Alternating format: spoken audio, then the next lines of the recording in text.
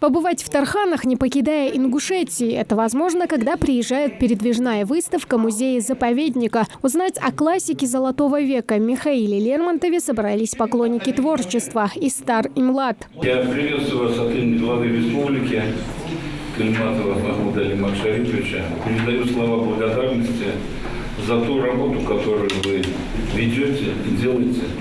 Это воспитание нашего подрастающего поколения.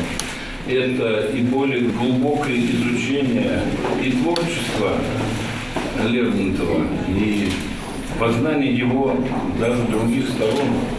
Ведь, оказывается, он был прекрасным художником. И вот его кавказское присутствие нашло отражение в великих произведениях. «Если будет война, буду всегда впереди». Выставка рассказывает о судьбе Лермонтова-воина, с честью носившего мундир русского офицера. Экспозицию составляют рисунки поэта, а также предметы дворянского и военного быта XIX века. Посетителям представлены подлинные литографии, гравюры, портреты родных гения. Все это экспонаты из музея-заповедника Тарханы. Так началась новая глава в истории старинного дворянского имения. Тарханам было суждено стать колыбелью великого поэта, его первым учителем жизни и последним земным пристанищем. Лермонтов ушел из жизни молодым. На момент смерти ему было только 26 лет. Он был не только великим поэтом, но и настоящим офицером с жизненным и военным героическим опытом, отмечают собравшиеся. В 1841 году он погибает в Пятигорске.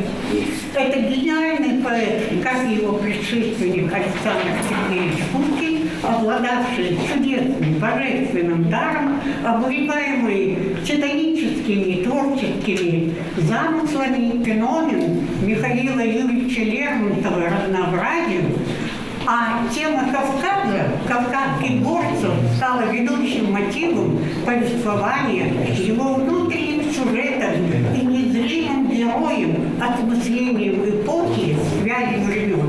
Герой нашего времени, Мцири, смерть поэта, Кавказ. Творчество Михаила Юрьевича интересно современному читателю вечными темами и проблемами. Поводом задуматься над многими вопросами. Эта выставка – возможность лучше понять мастера. Здесь мы рассказываем о Лермонтове не только как о поэте, но и как о художнике, и, конечно же, как о профессиональном военном. И вот, конечно, публике, которая придет сюда, я думаю, будет это интересно. Кто-то для себя откроет Лермонтова с новой стороны.